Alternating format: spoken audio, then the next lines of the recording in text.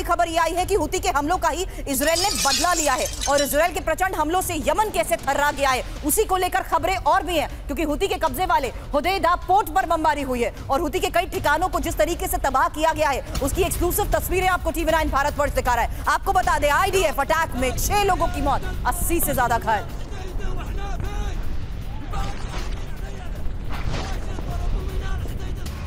Hodeidah के oil depot पर विध्वंसक बमबारी की अब तस्वीर आपके सामने होगी, क्योंकि IDF एयर स्ट्राइक से ऑयल डिपो में लगी भीषण आग की ये तस्वीर सामने आई है। देखिए, विस्फोटक धमाकों से हुती का ये ऑयल डिपो तबाह हो गया। आग की आसमानी लपटों से पूरे शहर में दहशत। ला इलाहा इल्लल्लाह, ला इलाहा इल्लल्लाह, ला इलाहा इल्लल्लाह। लोकेशन इंपॉर्टेंट है। होदेइदा पोर्ट जिसे इजराइल ने हमले में कैसे तबाह किया इसको लेकर मैंने किया सवाल, लेकिन अब जिस तरीके से अभी तक एक स्पेशल ऑपरेशन के तहत सीधे यमन पर यह अटैक हुआ है, बड़ी खबर है। यमन में इजराइल के इसी डायरेक्ट अटैक को लेकर जहां इजरायली हमलों से होदेइदा में महाविनाश की तस्वीर आई है, अब हमलों को अंजाम कैसे दिया गया। F-35 की बमबारी से हुती के ठिकानों को दहला दिया गया। F-16 फाइटर्स के हमलों से हुती की इमारतों को तबाह कर दिया गया। ऑयल फैसिलिटी से भड़की आग की चपेट में कैसे पूरा शहर नजर आ रहा है, वही तस्वीर इस वक्त आपके सामने।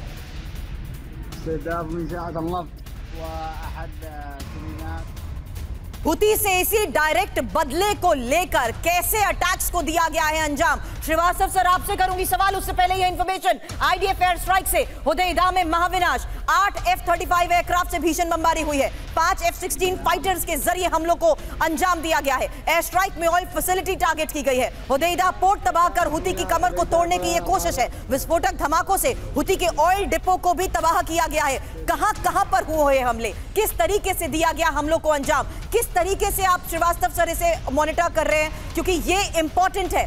पहली बार सीधे यमन पर अटैक। सुरभि, जो आपने कहा बिल्कुल ठीक है, और ये तीनों जगहों पे, चाहे वो हमास के साथ हो, आइडेंटिफाइड जो टावर्स में अभी अटैक हुआ है, या आपका हिजबुल्लाह के साथ हो, या फिर हुती पे जो अटैक हुआ है, अगर आप इनको एनालाइज करेंगे तो इसमें दो बातें बिल्कुल साफ नजर आएंगी कि अब जो इंगेजमेंट इजराइल की तरफ से आ रहा है उस पर मेन फोकस ये है कि जो उनके कमांड सेंटर्स हैं, जो उनके सप्लाई लाइंस हैं, उनको हम खत्म करें, जिससे कि इन तीनों ऑर्गेनाइजेशंस की जो एक ही विचारधारा से जुड़े हुए हैं, इनकी वॉर वेजिंग और इनकी जो इन्फ्लिक्ट करने की, कॉन्फ्लिक्ट में बने रहने की जो ताकत है वो खत्म हो। उस पर अब बहुत जोर हो रहा है।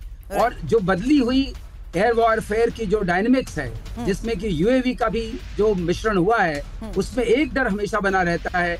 अगर एक UAV को भेजा है तो ठीक है, उसको हम इंगेज कर सकते हैं, अगर वो लिमिटेड नंबर हो उसको इंगेज कर सकते हैं। अगर स्वॉर्म ऑफ ड्रोन आता है, जिसको बोलते हैं कि अगर ड्रोन्स का पूरा झुंड आता है एक साथ, तो उसको इंगेज करने में बड़ी मुश्किल होगी। इसके लिए जरूरी है कि उसको जमीन पर ही आप उसको खत्म कर दें।